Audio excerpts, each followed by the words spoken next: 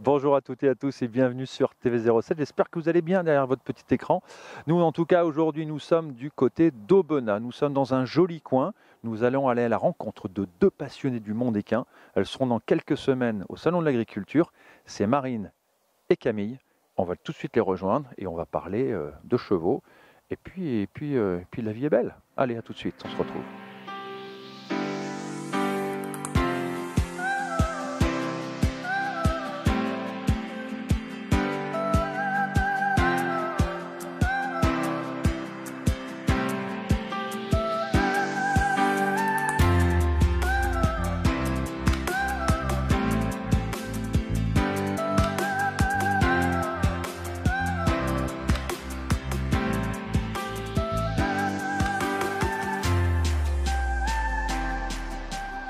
Camille, tu travailles depuis combien de temps?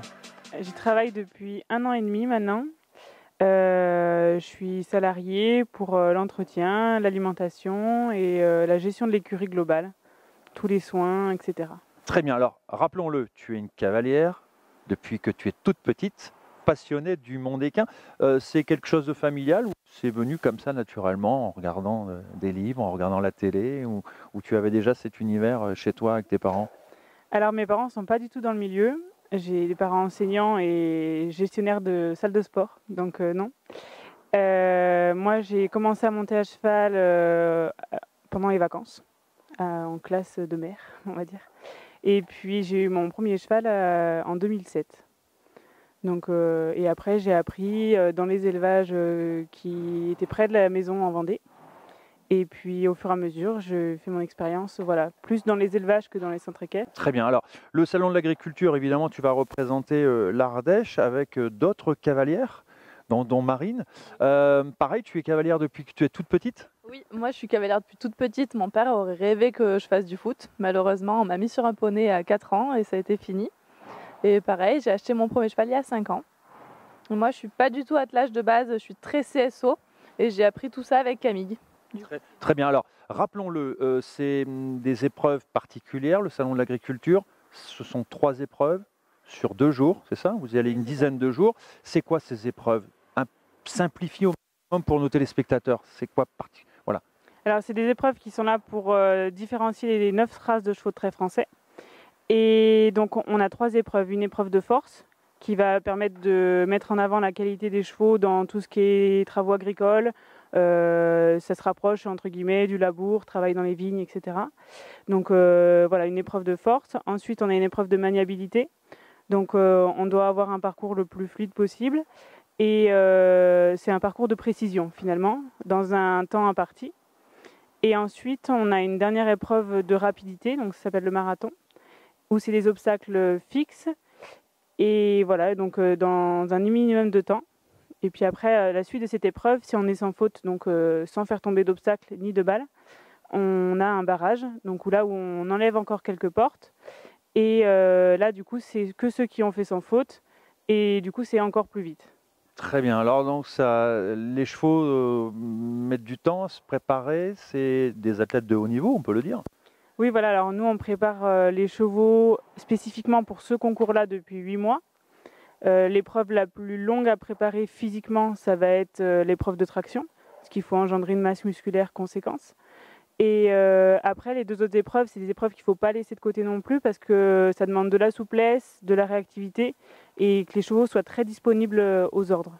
Vous avez vos complémentarités toutes les deux? Je calme un peu le truc et après, moi je suis surtout son assistante pour les virages dans les compétitions comme elle parle, pour tourner. Je vais faire la contrebalance avec le poids des chevaux. Très bien. Alors c'est quoi comme race de chevaux? Alors c'est des chevaux de trait normand, donc le cob normand. C'est dans le même bassin d'élevage finalement que le percheron, où on est beaucoup plus léger par contre.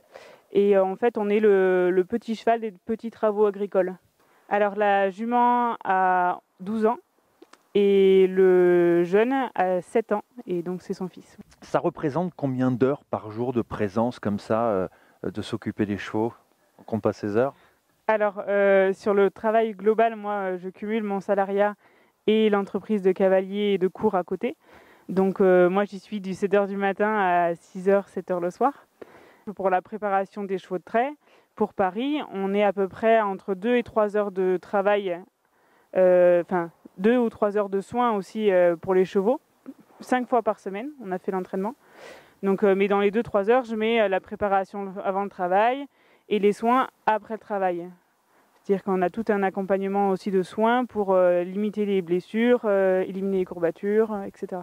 Vous connaissez un peu les concurrents que vous allez avoir en face de vous? Alors oui, je connais les concurrents, parce que ça fait 6 ans que j'y monte, donc je les connais un petit peu.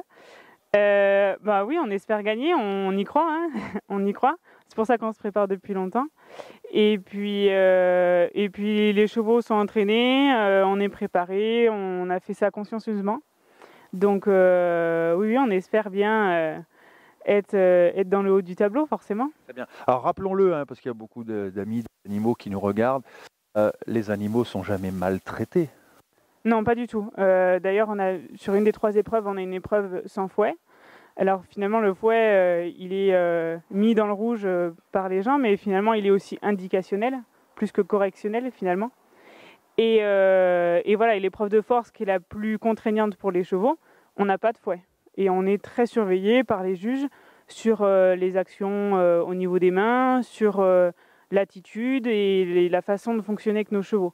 C'est-à-dire qu'on a tout intérêt à fonctionner avec des chevaux qui sont dans l'envie de travailler et de travailler correctement, parce qu'on est mieux noté aussi. Et puis c'est une épreuve, si les chevaux ne veulent pas y aller, ils n'iront pas. On commence à retravailler justement avec les chevaux dans les domaines agricoles, domaines viticoles aussi? Oui, alors dans le domaine viticole, sur tout ce qui est désherbage, du coup qui se fait en mécanique, mais plus au tracteur, du coup avec les chevaux. Et on a aussi le travail en ville, donc ramassage des déchets verts, le ramassage scolaire sur les enfants qui sont en proximité. Voilà, le développement, aussi les entretiens des espaces verts aussi. Maintenant on a tout un réseau de professionnels qui mettent en place des outils qui sont plus pratiques à utiliser que ce qu'on avait dans le temps, qui sont plus adaptés aussi aux chevaux et à l'effort qu'ils vont faire. Donc on a des tondeuses à gazon qui sont traînées par les chevaux, on a des bennes pour ramasser les poubelles et toutes ces choses-là. Très bien, donc ça c'est l'avenir, c'est hyper important en même temps au niveau de l'environnement. Ben, c'est important pour l'environnement et pour les races parce qu'elles font partie du patrimoine français aussi. On a 9 races qui sont vraiment sur des diminutions d'effectifs parce que justement elles sont plus utilisées à cause de la mécanisation. Donc les nouveaux projets de développement durable et écolo, oui, nous aident aussi sur ces plans d'élevage à maintenir le patrimoine. Combien de naissances chaque année, ce type de chevaux? Alors sur la race des Cômes normands, on est autour de 200 naissances en légère augmentation depuis 2018. Mais on a aussi des races comme le Tré Poitevin qui sont bien en dessous, des races comme le Boulonnais aussi qui sont très, très en dessous. Après, des races qui sont un peu plus développées, qu'on connaît un petit peu plus, le Comtois et le Trait Breton, eux ont des effectifs un peu plus importants. Mais ça reste quand même très petit par rapport aux chevaux de sport qu'on peut côtoyer aussi. Très bien. Bon, allez, on va les mettre, ils vont se mettre en mouvement. Ils ont sans doute hâte de... Ça marche, ça galope, ça trotte. Ça trotte, ça galope. C'est ça. Allez, à tout de suite.